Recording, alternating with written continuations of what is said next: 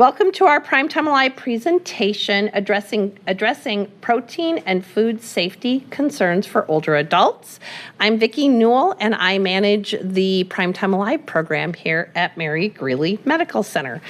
As a reminder, if you want to sign up for a program or join Primetime Alive or learn more about our benefits, you can go to mgmc.org/PTA.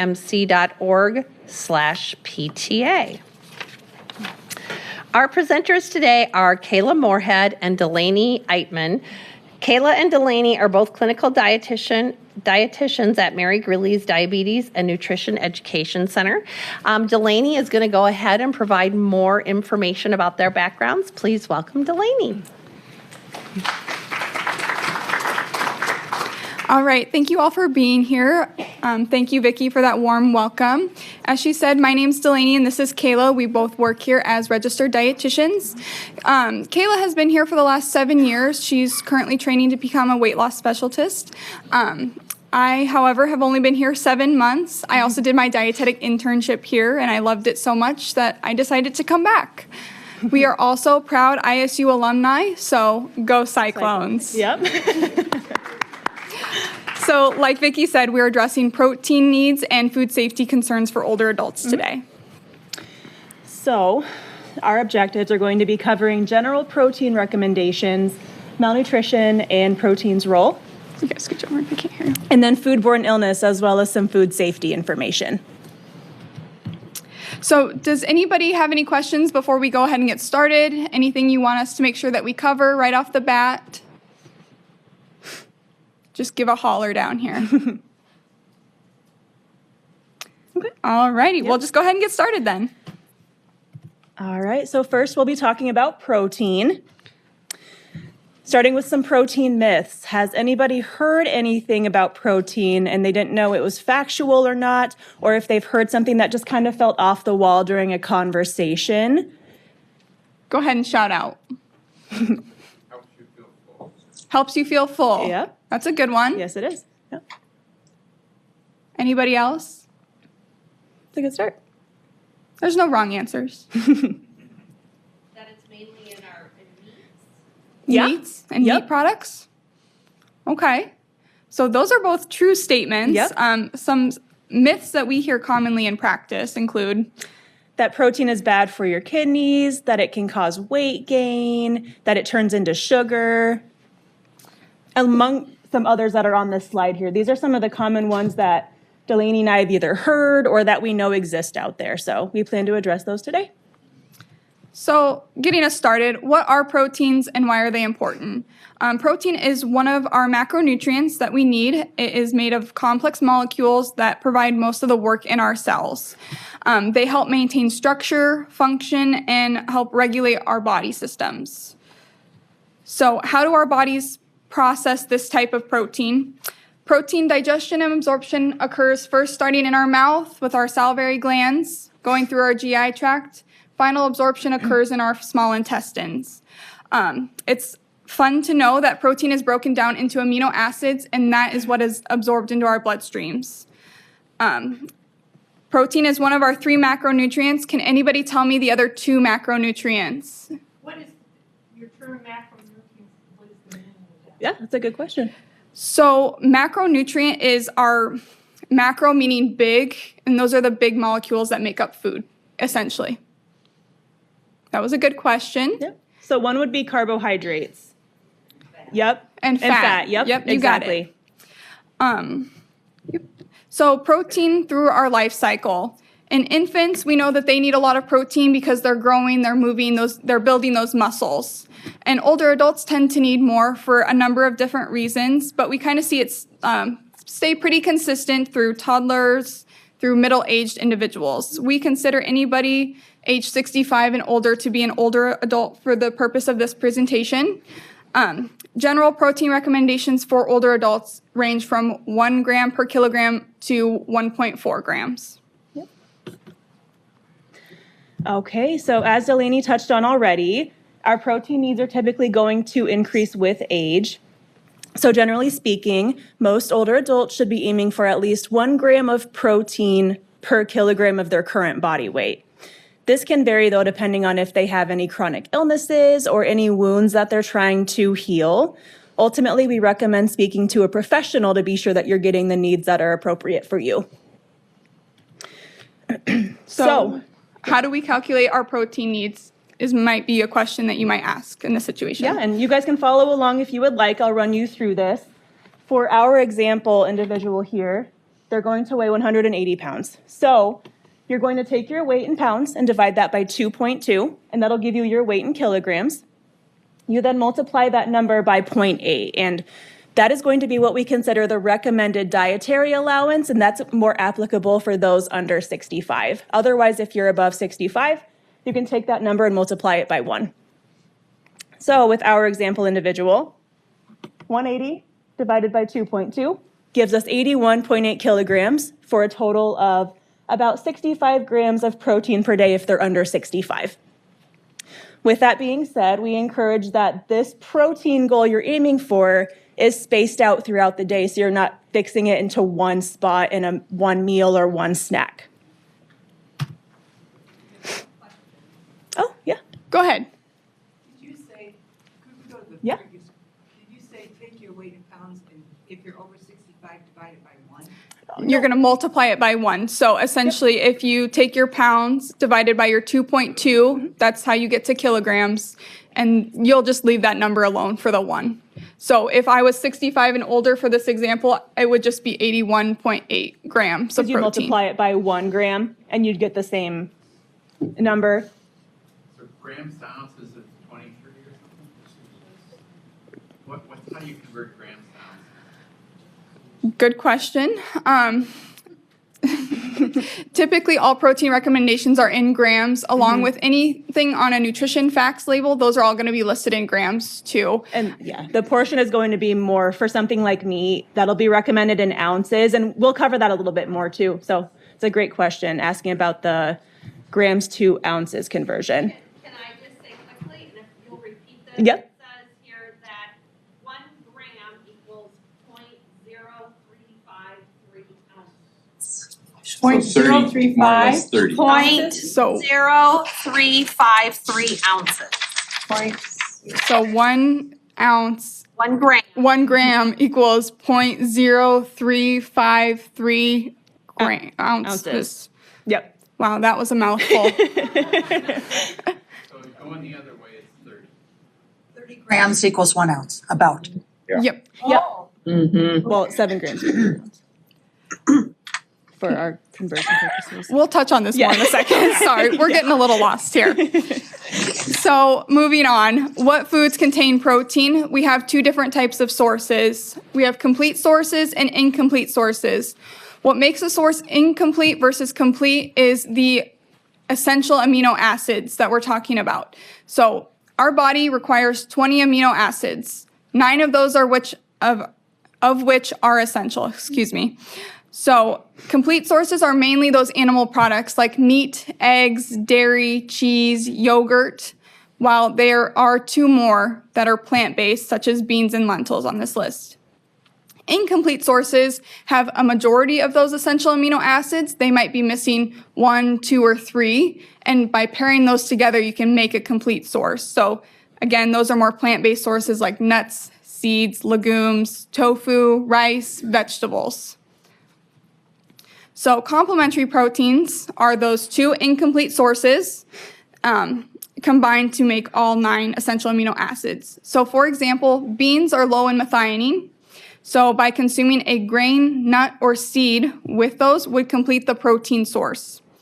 Other examples include bread with peanut butter, hummus and pita bread, tofu with broccoli. The biggest picture we're trying to convey to you all today is that even if you follow a vegetarian or vegan lifestyle, you can meet your protein needs. And it's best for all of us to consume a variety of these foods daily to make that full essential amino acid profile. Yep, even if you are not vegan or vegetarian, it is still important to get plant-based protein sources in your diet. We get a lot of different nutrition from an animal-based versus a plant-based food. All right, so now that we've discussed where we get protein in our diet, let's talk about what recommended portion sizes look like for different foods. So I'm going to do that. You talk. yeah, the foods listed on this slide in those portions are going to include about 15 grams of protein. So starting off with meat, fish, and poultry, about 2 to 4 ounces is a good portion size for a meal. So that's going to equal either a lady's palm or the size of a deck of cards. This will give you about 15 to 28 grams if you're going lower with the 2 ounces. So typically we're thinking about getting 7 grams of protein from 1 ounce of meat. Something like dairy products, utilizing the nutrition fact label is a good way to understand better that recommended portion size. And then with eggs, you're going to get about 6 to 7 grams of protein per egg, depending on the size. On the flip side are those plant-based sources. So as Delaney mentioned, though they aren't as dense in protein, they're still wonderful sources of, especially if you're pairing them with each other. With something as little as half a cup of beans or tofu, you're going to get 15 grams of protein, which is a great start for a meal. So should we consume all of our protein in one meal, or can I? Yep. So going back to the example individual we used on the other slide, the goal was about 65 grams of protein per day. So I recommended spreading out that protein across multiple meals and snacks. This is because eating all of our protein needs at one time is not nearly as beneficial as getting it in across the day due to the fact that it does promote satiety, which is that fullness feeling, and it helps stabilize our blood sugars. So yes, your body can absorb that much, but it is not as advantageous for us. So how many of you do you feel would be able at one sitting to eat something like a 4-ounce piece of meat, half a cup of cottage cheese, a couple of eggs, and maybe a yogurt? Does that sound like a lot? Yeah. Yeah, it would be a lot for me too, and I like to eat. And that's about the 65 grams of protein recommendation from that other slide. So point being, especially too, is a theme that Delaney and I have noticed in practice. Our protein intake tends to decrease with age. So if we're speaking of older individuals and trying to fit a lot of protein in at once, it is not as likely that they're going to take in as much if it's all at one time. So other common misconceptions that we hear about protein digestion and absorption. Sorry, the slide cheated. Protein turns into sugar. Can anybody tell me what actually turns into sugar? Carbohydrates, thank you, yes. And is protein bad for my kidneys? Have you ever heard that before? Okay. Yep. If you have CKD, you might have heard that before. So that would be the one exception to this rule. As chronic kidney diseases stages 3 through 5 typically ask that you reduce your protein intake because protein is filtered out through our kidneys if you're consuming excess. So that can cause additional stress on your kidneys that your nephrologist or your PCP might advise you against. So again, proteins are broken down to those amino acids. Carbohydrates are broken down into sugars, and fats are broken down into lipids. Those are what our bloodstreams absorb. Switching gears a little bit to the terms malnutrition and sarcopenia. Is anybody familiar with those or have heard it in some manner? Malnutrition. Yeah, okay. Do you remember where you heard it? Yeah, yep, that's a very good example. So in underdeveloped countries or even right here, we can experience malnutrition due to a variety of reasons. This can include poor diet, lack of a certain nutrient like protein, enough calories in general. And the thing with malnutrition is to note that it's not related specifically to weight or BMI. So anybody of any weight can still experience malnutrition. Yeah. We usually think underdeveloped countries, they have a lower weight. So that's what we think of when we'd consider it in our own nation, but we can see it across the board for different BMIs. Mm-hmm. Okay. Yep. Yep. So the question was, what does BMI stand for? And that is your body mass index. So that is, yep. It's essentially looking at your height and your weight. That's okay. Yep. So those with a lower weight in those underdeveloped countries, they're going to have a lower BMI, for example. With the sarcopenia, has anybody heard that term before? Okay. what we think of with that is that it's essentially age-related muscle mass loss. Now, this is a pretty common occurrence in those as we age, and really all of us. And it means that there's a faster progression of muscle mass loss the older that we get. So to help prevent this, really important keys are going to be adequate protein intake, and then in some form that is appropriate for you, still working those muscles through some strength training, some seated exercises, something to still keep those moving. So, as dietitians, Delaney and I are in charge of assessing and diagnosing malnutrition in a variety of settings. We do this through what we call a nutrition-focused physical exam, or an NFPE for short. Through this, we're looking at if anybody's had significant weight loss, if they are with a lower intake, food intake, or lower appetite. We assess labs such as albumin and CRP. These are protein related. And then we look at low for age BMI. So that means, and Delaney could probably speak on that a little bit more. Yeah, so if you're 65 and older, you're going to want to keep your BMI a little heavier, so 23 to 29.9. For anybody under the age of 64, it's 18.5 to 24.9 is considered a healthy BMI. Anything over that 25 is considered overweight. That doesn't really apply to anybody age 65 and older. It's better to have a little more weight than it is to be underweight at that point. So individuals I've seen with BMIs from 18 to 23 typically just don't recover as fast. Yep. Can slow recovery. It can make it harder if you do receive damage from a fall or something. Your body can't bounce back as fast if you have a lower amount of, for lack of better terms, cushion there to help your body with that stored energy. Yep. So, yeah, go ahead. Kilograms per meter squared, is that what? Yep, that's BMI. Yep. So you'd take, for example, if we were thinking of that example individual of 81.8 kilograms, and let's say they were 5'10". So it was, in meters, I know because that's how tall I am, 1.778 meters. So I would take 81.8 divided by that meters number Squared. and then divide it again by that number in meters. And that'll give you your BMI. You tell people if they go online, they can easily find. Yeah, there's Yeah, a lot yep. of different BMI calculators out there. Just Google what's my BMI. It'll ask you for probably your height and just your weight. It also might ask you if you're female or male. That doesn't really equate to anything. It's just looking at your height and your weight. So it doesn't take into account muscle mass. It's not looking at your bone structure. It's just those two. Okay. So we've talked a lot about protein and increasing our intakes as we age, and that can be kind of difficult. So we've come up with 6 different ways that you can go home today and increase your protein. So step 1, incorporate high protein snacks. So if you like regular yogurt, trying Greek yogurt. Cheese is a great snack. Cottage cheese is popular too. Just finding more of those filling foods. Incorporating more meals throughout the day or smaller snacks. Typically in the Midwest, we see breakfast, lunch, and dinner as our popular 3. So we usually offer a mid-morning snack, an afternoon snack, and an evening snack in the hospital if we're trying to promote additional intakes. Step 3, consuming the protein item of a meal first. How many of you eat a meat, potato, and a vegetable for supper, for dinner? I know I do. Yep.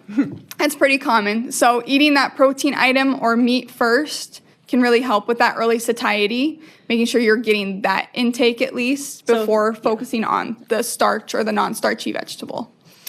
Step 4, swapping for healthy alternatives. Like I mentioned already, switching for Greek yogurt for regular yogurt.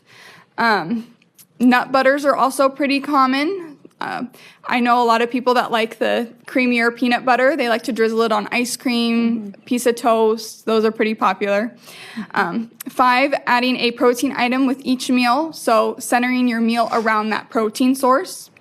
And 6, incorporating a high protein shake. How many have you been to the grocery store and you've seen a lot of different protein shakes recently? Yeah, there's been a craze. So let's talk a little bit more about it. Go ahead. What is a good protein shake? We're going to talk about that was a great right transition. now. Yes. Yes, thank you. So there's two different types on the market right now. There's whey-based protein and plant-based protein. Whey-based protein is an animal byproduct. So if you're a vegetarian or vegan, I would stray more towards the plant-based. There's no difference really between the two. Plant-based proteins have pea protein, soy protein. If you look on a nutrition fact label, you will see a lot of different protein combinations that they add to diversify themselves. The whey-based just has that whey protein, and that has all 9 amino acids. So again, if we're just talking about amino acids, both meet those requirements. So common ones that we found that are available locally in Ames through Hy-Vee, Fairway, Walmart, Target, Sam's Club, Costco. You can go to any of these brand stores and find these products. Gold Standard, Premier Protein, Fairlife, Quest, OxyWhey, Muscle Milk, Equate are all whey protein. Plant ones include Orgain, Only What You Need, Ripple, Garden of Life, Optimum, and Vega. The only difference that I've ever been able to tell from a plant-based protein versus a whey protein is texture. But ultimately, if you're adding this protein powder into things like a milkshake, milk, smoothies, some people like to put it in oatmeal, different products like that, you really can't tell a difference too much. There's different flavors. I like vanilla. Kayla likes chocolate. You might like strawberry. There's butter pecan, I think, even out there. So a lot of stores sell the individual bottles, and we just recommend trying different brands to see what best fits your needs. And I think to answer the question too about what protein supplement is good, it's really individual. Depends on what your preferences are and what you're looking for. I think something important to also note is that there's protein shakes and then there are meal replacement shakes, such as, if you've heard of Ensure or Boost. These are helpful if somebody is not getting in enough calories in general, so it gives them the calorie and the protein content. These are more just higher protein. They're not as dense in the calories. So if somebody's eating well, they just need a little extra protein for whatever reason, turn to these. And with any supplement use, we always say eat your food first. It's best for our digestive system to work through those nutrients. And you get a lot more by eating your food than drinking your calories or protein. So eating as best as you can and then using that as what it is, a supplement. Yep. So that concludes our protein portion of our presentation. Do we have any other questions that we haven't addressed yet? Yeah. Yep. If you want to start out with the protein shake, Wheatsville can direct you. They sell them there also, and they can tell you which one would be best for you depending on what you want. Sure. So the question or the response was more that Wheatsfield can provide some guidance when it comes to choosing a protein shake at their store. And then we had a question too. Yeah. I'm coming up. Let me get it on the perfect. microphone here. I guess I could be the runner. Well, I was just wondering about the protein, supplements, protein bars and things like that. Don't they have the downside of having a lot of times too much sugar in them and things They like that? can. Yep. They can be higher in sugar. Both the shakes and the bars. It's good to be mindful of how much added sugar is in there if your sole purpose is the protein content. Yep. Are there some that have stevia? Yeah, there are some shakes. I'm pretty sure Fairlife Fairlife has might use stevia. it. Yeah, yep, Quest might also. yeah.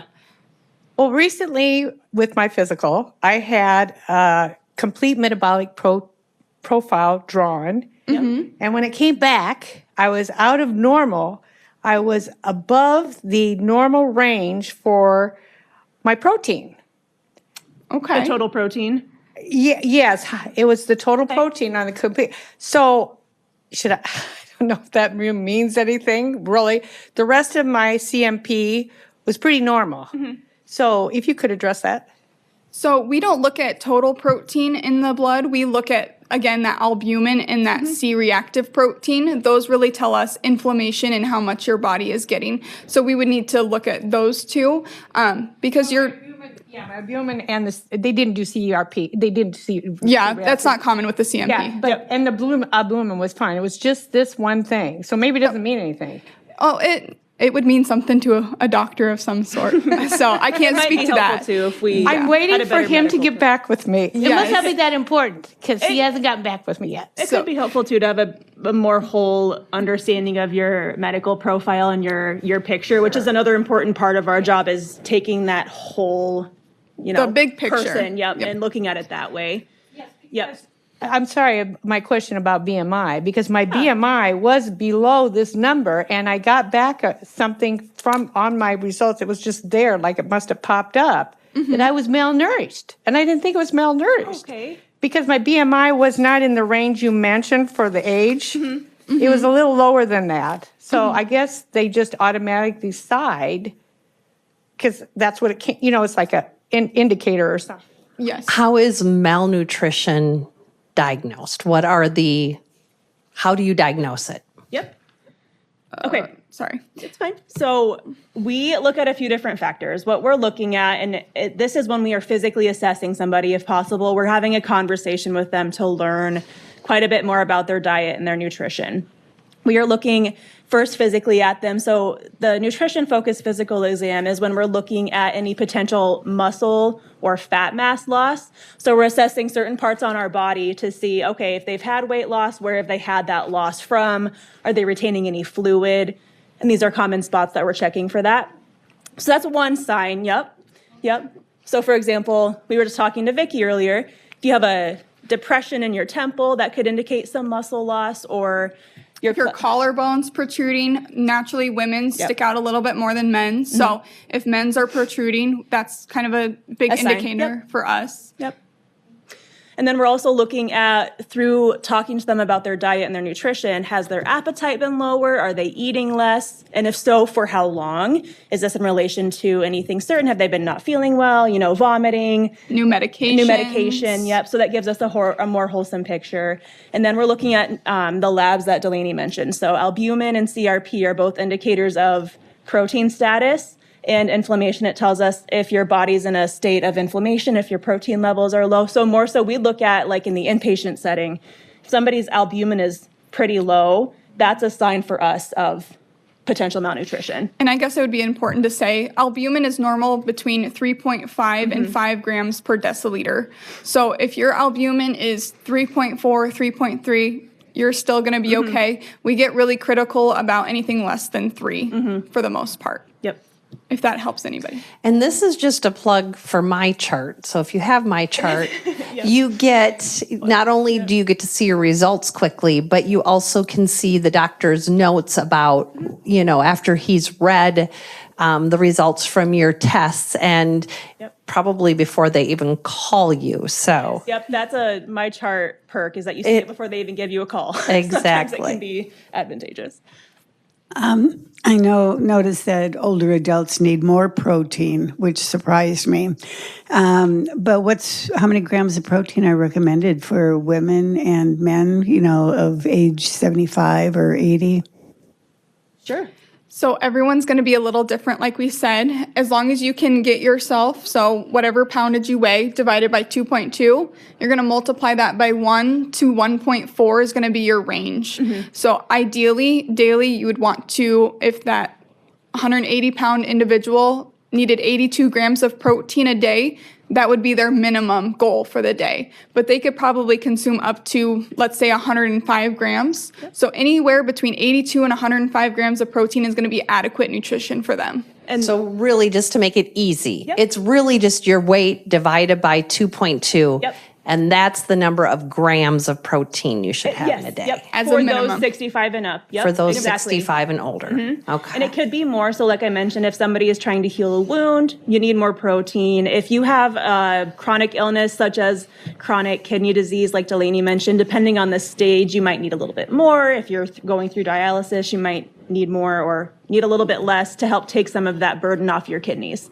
All right. Yep. Oh, 1 second here.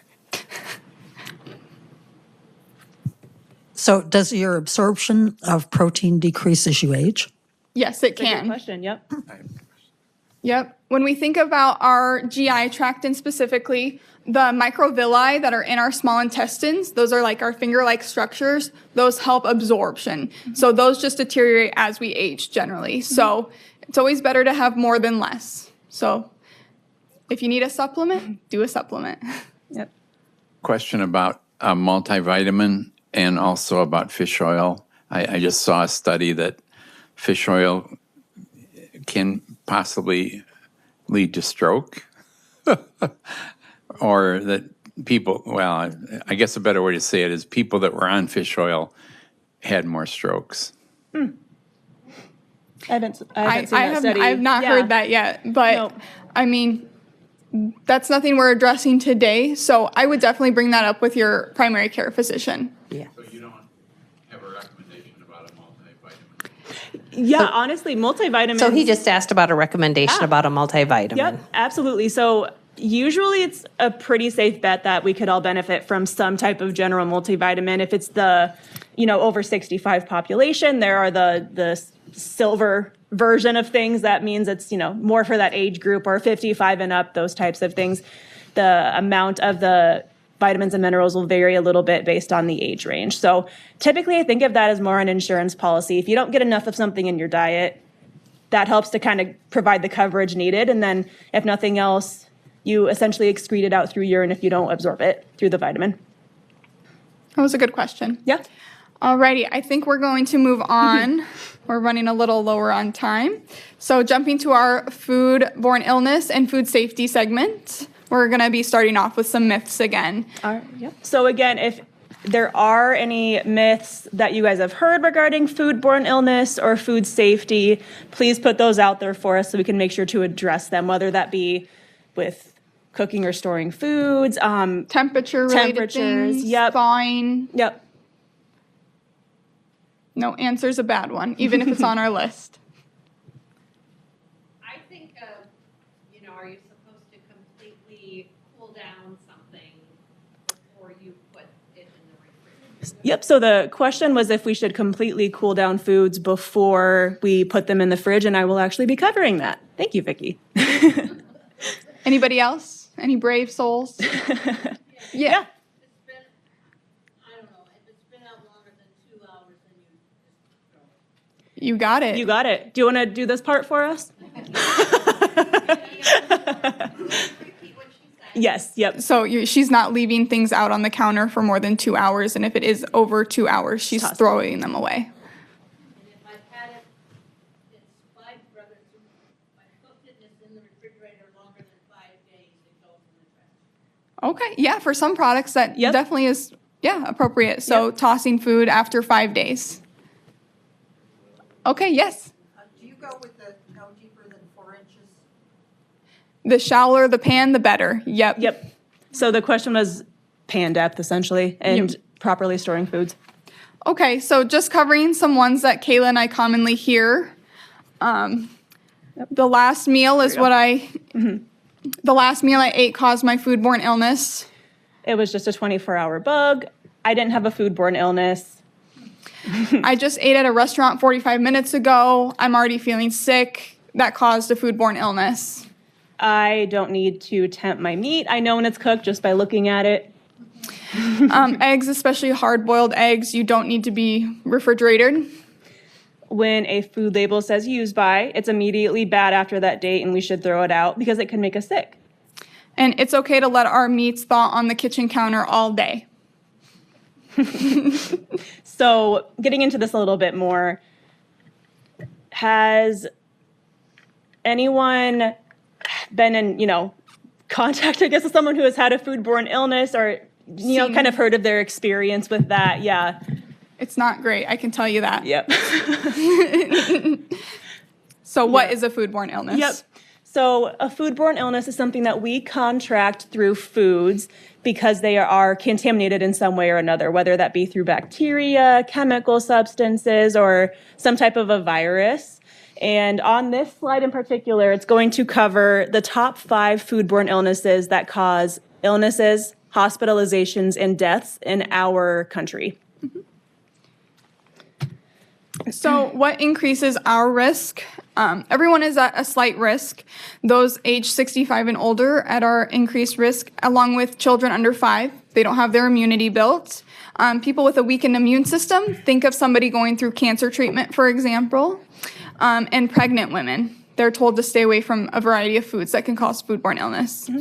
So Older adults are at more of an increased risk due to polypharmacy, which is multiple use of medications. Those side effects can have an impact on our GI system, change how we absorb and how things function through our body. Chronic conditions such as diabetes, chronic kidney disease, cancer, again, all of those can have implications as well. And again, that GI tract, those microvilli that change how our GI system moves. So sometimes if the older we get, those deteriorate, causes more constipation, allows those bacteria to ferment some more. So we will be addressing the top 7 that we've seen. So we'll be talking about Salmonella, Listeria, E. coli, Vibrio, Clostridium botulinum, Campylobacter, and norovirus. These are really fun topics, we know, but it is important information to cover so you can recognize what might be going on if you do get sick. So starting off with salmonella, and I'm guessing a lot of us have heard of that before, whether it be in a produce outbreak and recall or having to do with poultry foods. So I couldn't memorize these, I have them written down. But here are some statistics from the CDC regarding salmonella. So the salmonella bacteria causes about 1.35 million infections, 26,500 hospitalizations, and 420 deaths in the country annually. It's said to be the most prevalent foodborne illness in our country, more than any others. So, salmonella, it is commonly associated with poultry, like I said, but it can be in produce, it can be in contaminated water. Essentially, it's going to present with gastrointestinal symptoms such as diarrhea and stomach cramps, probably a fever too, and those will onset within 6 hours up to 6 days, and they can last for up to a week. So it's a not fun week for sure. Ways to avoid foodborne illnesses, a very common theme you're going to find on every single slide we talk about is proper hand hygiene. So proper hand washing with warm water for the long enough amount of time. Yep, 20 seconds at least. That helps to cut back risk pretty significantly, actually. And then outside of that, you just want to make sure that you're separating raw food and ready to eat foods in both storing and preparing. So say you're cutting some vegetables and then you're going to season some meat for dinner. You'll want to use 2 separate cutting boards if possible, or sanitize the cutting board really well after cutting the vegetables first per se, and then you do the meat. Same with knives and cleaning surfaces too. And then in the fridge, we'll talk about this a little bit more as well, but in storage, keep those raw items separate from, say, produce, again, anything that's ready to eat, so there isn't a leakage of potential bacteria onto your fruit in the fridge. Listeria is commonly found with unpasteurized cheeses, so think of queso fresco, the good salad ones like brie, goat cheese, feta. Symptoms for this can include fevers, muscle aches, nausea, vomiting, diarrhea. Symptom onset can be 2 days and up to 2 months. So again, that GI tract, it can really ferment in there. Ways to avoid is washing your hands, making sure you're cooking your egg or poultry dishes to at least 165 degrees is what's recommended. Avoid any cross-contamination between products that are ready to eat versus you need to cook them still, such as meat, poultry. And ensure your refrigerator is at the correct temperature. So what that would be is anywhere between 32 and 41 degrees. We say 33 to 40 is a good range. You don't want it frozen in there. Yep. Alrighty. Next up is E. coli, which is another pretty common one that I'm sure a lot of you have heard in some setting or another. This is one that could be present in undercooked ground beef, but it can also be on the surfaces of raw vegetables and fruit. It can be in the water, contaminated water again too. So symptoms are going to be gastrointestinal again, including the diarrhea, vomiting, loss of appetite. This one also can cause some fatigue, which I challenge all of them probably will because you're not feeling well. But these symptoms should onset between 3 to 4 days or up to 14 days. So some of these can lie dormant a little bit longer and fester, which is why it's very important to stay on top of any changes that you notice as far as how you're feeling or bowel movements. Ways to avoid, first and foremost, is proper hand hygiene. And then washing produce properly, cooking meats to the appropriate internal temperature, which we'll cover too in a sec, and then avoiding the consumption of unpasteurized beverages like milk. Milk is a common one. Do you have a question? Yeah, go ahead. Yeah. The contaminated water, is that when the vegetables are grown in contaminated water? Yeah, because commonly farms are sprayed with water. So if that water is contaminated, that's why it's also important to clean our fruits and vegetables too. Yep. And sometimes runoff from chemical substances used on farms can get into produce that's growing as well. So the big key there is just making sure you're rinsing your fruits and vegetables properly before you eat them. Yep. Okay. Yeah. So we more so stick to utilizing warm water for ours and Like with yeah. produce? Yep, with produce. Yep. Yep. Yep, rinsing them thoroughly with water, proper storage of them too. So again, not having them below any meat products that can drip and like that condensation you kind of see in fridges sometimes occur. Yep. That's what we're trying to avoid.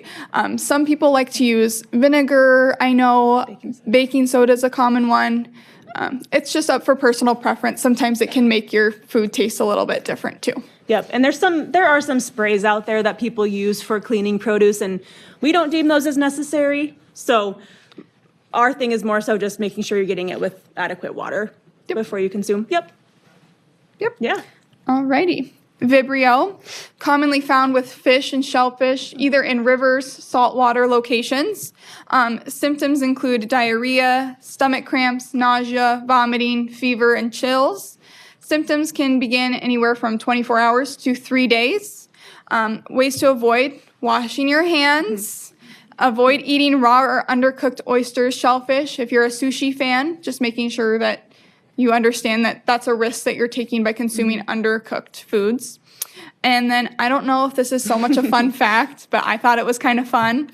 So there are 7 different kinds of Vibrio, and the most common 3 in the U.S. are as follows. I will not embarrass myself and try to pronounce those today. But you can take a crack at it if you'd like. Yeah, anyone? Yep. No? Okay. So next up is Clostridium botulinum or botulism. Has anybody heard the recommendation to avoid using dented cans? Yep. And have you been told why? Might leak? Yep. Okay, yep. Might be open, leak to air. Yep. Yeah, exactly. So, and properly canned fruits and vegetables can contain Clostridium botulinum, and that is one of the more serious foodborne illnesses. So, if you do contract this, not only will it affect you by providing you with wonderful nausea, vomiting, and diarrhea, it can also affect your ability to swallow and speak. So, yep, and the onset is going to be pretty quickly, between 12 to 36 hours. So you should be aware of what you had within that time frame and be able to date it back to that. But again, get to a provider and have that assessed properly to make sure that you're treated appropriately if you do notice these symptoms. Ways to avoid. So again, proper hand hygiene, and then avoid using damaged cans of food, of course. So if you're at the store and you see one, give it to an employee or let them know so they can pull it and keep everybody safe. The proper hand hygiene has to do more with any home canning or jarring that you do. So just making sure you're doing a sanitary process through that. Yep. Campylobacter is commonly found with raw or undercooked poultry. Improperly cleaned surfaces, commonly cutting boards, and knives. So symptoms include diarrhea, fever, stomach cramps, nausea, vomiting. Symptom onset includes 2 to 7 days, and ways to avoid: washing your hands, cooking food to the recommended temperatures. So for meat in general, 145, ground meat, 160. Any poultry products, we call those dirty birds. Those are 165. And we'll come back to these. Yeah, we'll come back to these. They're going to be on a future slide, so I don't feel like you have to write those down. Yep. Proper storage of items in your refrigerator, ready to eat prepared foods, then your whole meats, then your ground products like chicken, turkey, and then on the bottom is your poultry. And then keeping raw poultry away from other food products. Again, that's why it should be at the bottom. Yep. Last but not least is norovirus. So this is actually commonly referred to as the cruise ship virus, and it is still It's very prevalent. Yeah, it's very prevalent. Even though it's known as the cruise ship virus, it can be from right here on land as well. So it's going to be from raw foods, or it's going to actually be contracted through if somebody who has the virus handles foods that are already cooked and then somebody consumes those. They had the virus, then you have a higher risk of getting that virus too. And symptoms are going to include diarrhea, nausea, vomiting, and stomach pain again. Pretty quick symptom onset, between 12 to 48 hours for that. First and foremost, proper hand hygiene to help avoid, properly rinse fruits and vegetables, and then make sure you're cooking shellfish to the appropriate temperature too, which we'll get into. Oh, that's cheating. Okay, has anybody heard of the acronym FAT TOM in relation to food safety? We're not picking fun at anybody named Tom, if there's a Tom out here, I promise. Anybody want to take a gander at one of those letters, what they possibly mean? Think of it in terms of what conditions are going to promote bacterial growth on foods. Oh, y'all can cheat too. Oh. Yeah, they have the answers. Shoot. All right. So food, acidity, time, temperature, oxygen, and moisture are the common 6. So Kayla will go first. Yep, so let's break that acronym down a little bit more, starting with the F, which stands for food. Unfortunately, certain foods can be a very good place for bacteria to grow just because the foods are the way that they are. We don't have to try.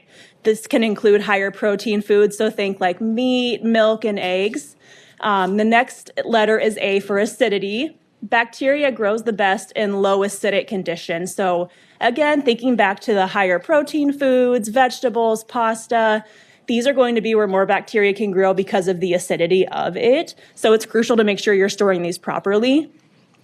Next letter is T for time. So going back to, we were talking about thawing and storing foods in an appropriate time frame. We'll cover this a bit more, but you just want to make sure you're thawing foods in a correct manner or appropriate manner, and that you don't keep foods out for longer than 2 hours. On a hot day in Iowa, above 90, you don't want to keep it out for longer than 1 hour. Next, T is temperature. So as seen on the slide here, this is called the temperature danger zone. So this is going to be that zone between 40 to 140 degrees Fahrenheit. This is where bacteria grow the best. They can double in number in as little as 20 minutes even. So keeping foods out of this range is crucial to help prevent bacteria from forming on those foods. Just to pull a couple of examples off of this, something like leftovers, you'd want to cook to at least 165 degrees. Something like a piece of meat, like a steak, you'd want to go more for at least 145. But then if you took that ground form of the meat, like ground hamburger, you have to go a little bit higher to at least 160 because there's more surface area, which can increase the bacteria content of the food. Our final 2 are oxygen and moisture. So most bacteria are what's called oxygen-loving aerobic, while others can be anaerobic oxygen-hating.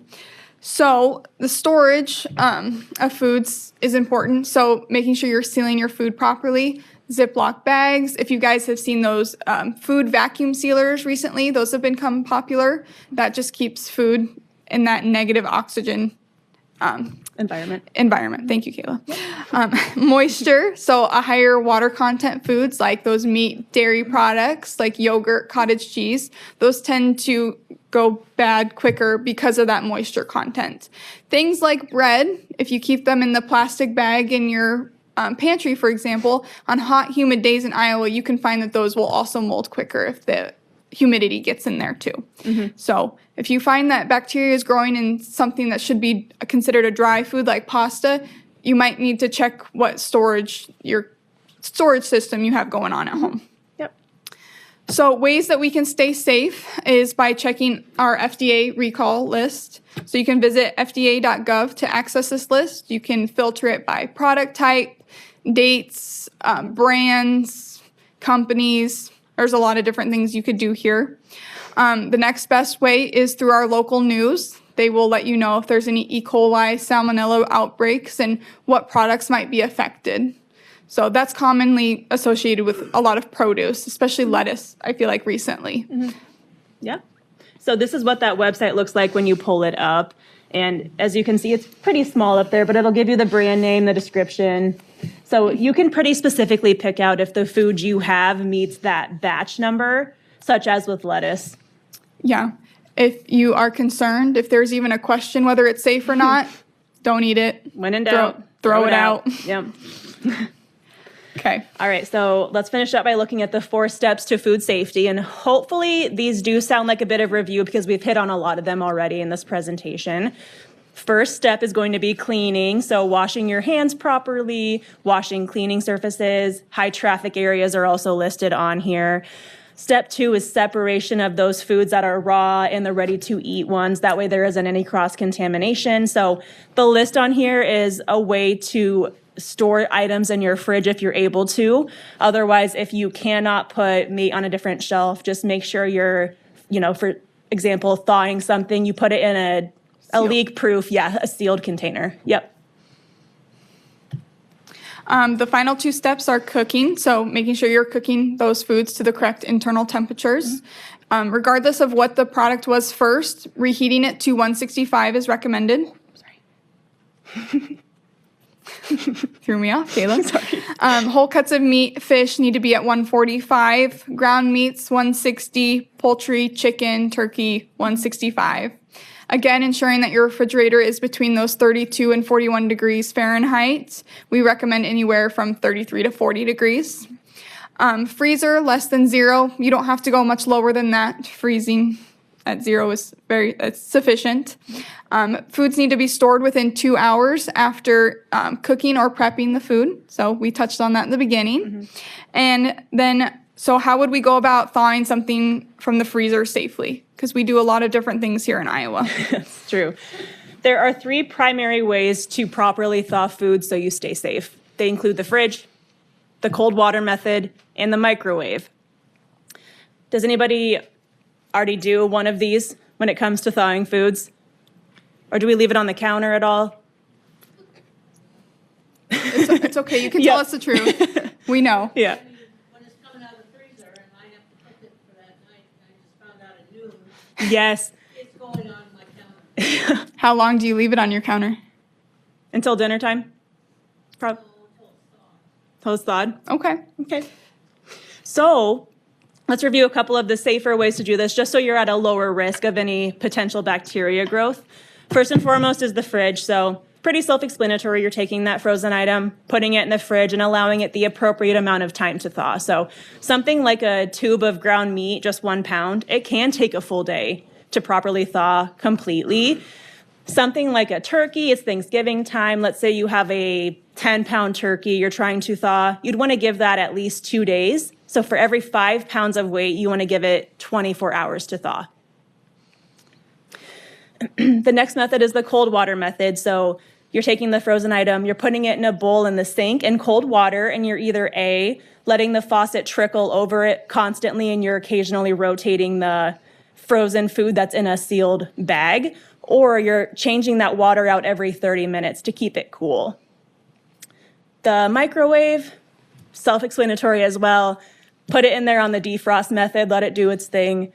Big thing to note is that you're not keeping that food in that half frozen, half cooked stage because you can still have bacterial growth there.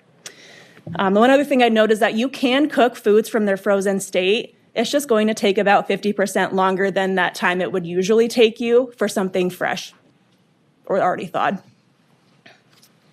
Hold on, I'm going to touch on one more thing. Sure. So it is okay to leave your meat on the counter for about 2 hours before cooking it, or to thaw it, for example. Then we would recommend either putting it in the fridge for the remainder of the time or doing the cold water method would work really well too. I don't think the microwave is a totally common thing. It's not something I'm... I tried microwave and I don't like it. Yeah. I've heard that before too. Yep. So, Brown's the outside of the meat. Yes. yep. Yep. Yep. When you, this way, I want it this way, let's get this. Oh, sorry, Vicki. People online can't hear you. Oh, okay. TV, they recommend when you're going to cook like a steak or a hamburger to get it out of your refrigerator. All right, it's already thawed, and put it on your counter for 30 minutes before you cook it. Yep, that's completely food safe because you're not breaking that 2 hour mark. Okay. Yep. And you're still going to be bringing it up to that 145 degrees when you cook it on the grill anyway. So that theoretically should kill all that bacteria if there was any growth on it. Yep. That was a good question. Yep. So last but not least, we had somebody mention tossing food after 5 days, I think. So 1 to 2 days, or any ground meat, fresh poultry items, fin fish, shellfish, especially if they're raw. 1 to 2 days, especially after they're frozen, should go in the trash. 3 to 5 days, any type of salads like egg, ham, tuna, chicken, lunch meat, meat containing soups, pizza, chicken nuggets, all those kind of fun things. We recommend 3 to 4 days is the window for that, but you can get it up to 5 days. Just make sure you're hitting that 165 when you reheat it. 1 week, hot dogs. If you open a package of hot dogs, we do recommend that you put it in a sealed container or a Ziploc bag, for example. Hard-cooked eggs and egg substitute. Egg whites are really common right now. So, for example, if I was going to open egg whites tonight, I would take a Sharpie, I'd put 6-4 on that, and then I would know 1 week later, 6-11, I need to throw that away, whether I've used it or not.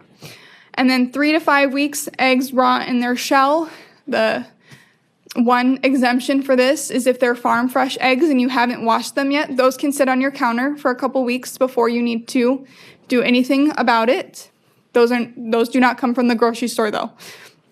So if you have a friend that gives you farm fresh eggs that are not washed, you can leave those on your counter. Once they are washed, they do need to go in the refrigerator. We don't recommend leaving them on your counter for 2 weeks, washing them, putting them in your refrigerator for 5 weeks, and then cooking them and leaving them hard-boiled in your fridge for a week. Yep. Yes, question? Oh, let me come down with the microphone. Vicky's running. Is that 3 to 5 weeks from the date they have on their package, or 3 to 5 weeks from when you buy them? I would say when you buy them, because you don't know how long that has already been on the grocery store, for example. So always lean towards the lesser side of that 3 weeks. Did I miss it? I believe you said something earlier on that if something gets to the best buy date, you should throw it. I know some say best buy and others say use by, right, or sell by, or.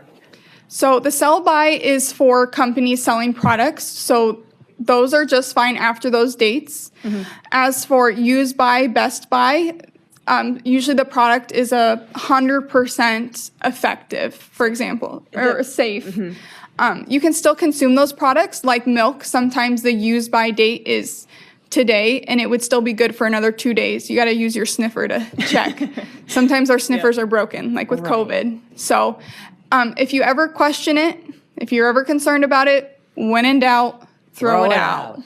I would also say, too, the use by or best by dates are going to indicate more of a quality than a safety concern. So it might not taste as good if you have it a week or so after, for example, like bread, but it doesn't mean that it's automatically bad. Yeah, you'd be watching, for example, the mold development on bread. All right, we're to the question segment anyway. I have two things. One is I think anything in a refrigerator should be covered. Yep. So that other things don't drip on it, whatever. And especially things that you can keep in the refrigerator for a long time, like pickles and mayo and stuff like that. You should put those covers on right away because there's yeast in the air that can settle down into that. And then talking about picnics, they often talk about, the not just 2 hours at a shot, but a total of 2 hours in a compromised temperature. So from the minute you take it out of the refrigerator, then you start counting your 2 hours. So you drive to the picnic and then you sit it out on the table and it sits a while before people serve themselves and then they leave it out for a while. Then you take it home. Then you take it home and you do not put it back in the refrigerator. That's done for, especially on a really hot day. You just cannot save that picnic stuff and use it again. You are correct. Yes. She's got it. She does. Oh, here's a question over here. Tim, do you have any questions online? Nope, no online questions. This isn't really a question, but every egg carton is coded as to the date that they were harvested, and you could go for that date being more important than the sell-by date, Yeah. Perfect. because they use the 365-day calendar on that. That's great information. Look, I learned something today. Very good. Thank you. Oh, and just wait. You guys are doing a great job of spreading the questions as far apart as you can. 1 second here. I've noticed when I'm low on protein, I get cold, especially in the wintertime. Does that have anything to do with anything? I'm not too sure, honestly. Typically, when we're, when our extremities are feeling that coolness, it's more a circulation. well, and protein Trouble. builds what muscle. So if we're low on protein, our muscles aren't as dense per se. So muscle weighs more than fat. So the looks of it, at least. So that can also, and muscle, I feel like also contributes to heat as well. It burns at a higher rate. So you might be warmer per se with a higher muscle.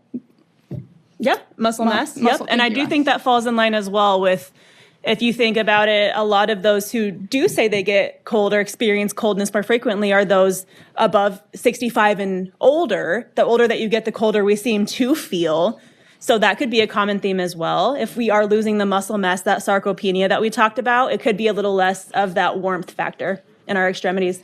So you talked about low protein and through blood work identifying and things like that. Are there other physical symptoms we might identify For low if we have protein? low protein or? Yeah, maybe more so like the nutrition focused. Yeah, Physical so exam? That's that what would be I'm like thinking. our nutrition-focused physical exam. Significant weight loss. If you're finding that your clothes are fitting differently or you don't have enough energy to complete what you used to be able to do, that could also be an indicator for us as well. But the best clinical way is through blood work and for us to assess you.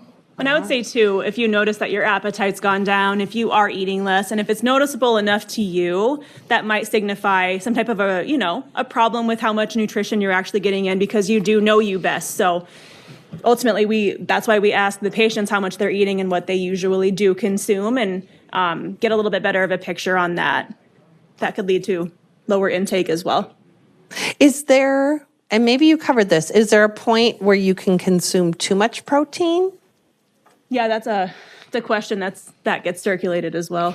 Yeah, I mean, as long as you're meeting your estimated needs and you're balancing with other carbohydrate or healthy fats containing foods. Yep. So a lot of people don't like when I use the word moderation because they don't know what that means. But as long as you're consuming life in a balance, you can enjoy your sweets, your candy, your salty snacks, all within moderation. So what that may look like for you might be different than what it looks like for me. So, as long as your kidneys are functioning appropriately and they are healthy, you're going to be able to digest protein. Just like we could take in a large amount at once, theoretically, we could take in a large amount during the day. I think more so for us, it's about pattern over time. So if somebody is way above their protein intake for days, weeks, months, that might be a little bit more of an indicator for us. Like, are you getting enough of the other nutrition in your body that you would need? You know what I mean? So that might be more telling for us as well. But typically, the goal for us is to get in enough protein. It's not usually to cut back for a lot of patients. Yep. Okay. Any other questions? Everybody going to go home and make a steak tonight or with a side of tofu? No, remember, we're not going to get it all in one meal, right? Do you ladies have anything else you'd like to share? Yeah, so thank you all for being here. It was a pleasure to present this information for you. You guys were a great audience. We appreciated all the questions. Some contact information. We have business cards in the back as you leave. If you'd like to learn more about nutrition topics that might be more prevalent to you, if you had any of these comorbidities that we talked about, you can schedule a session with one of our outpatient dietitians listed on the card, as well as Kayla. She's not included on the card yet. There's some that don't have my name and some do. We just grab some that don't. I know. Yep. But I exist, I promise. Yep. So when you call this number, you don't need any referral information. Janine, our receptionist, is really great. Just let her know like what you'd like to be seen for, and she can best pair you with a dietitian that would best meet your needs. Wonderful. Well, thank you, Delaney and Kayla. Great presentation. Lots of really good information. Please fill out your evaluation. Give us ideas for other topics, presenters. The basket back there where you drop those in, right next to it is where the business cards are that they're referring to that have their additional information. And then I just want to remind you, we still have another program this week. It's on Thursday, 2 p.m. right here in Bessie Myers Auditorium. It's on population health, helping you get more out of your Medicare annual wellness visit. And then next week, you should be getting a mailing with our July through September programs, and also our trip it's a day trip we're having in September to Northeast Iowa to some Amish country and some really fun stops. So be watching for that, but I will tell you our first program in July is Thursday, July 11th at 2 p.m. and it is senior living options. Which one is right for me? So hope you can join us for one of those coming out. Thank you for coming out today. Again, thank you, Kayla and Delaney, and have a great day, everyone.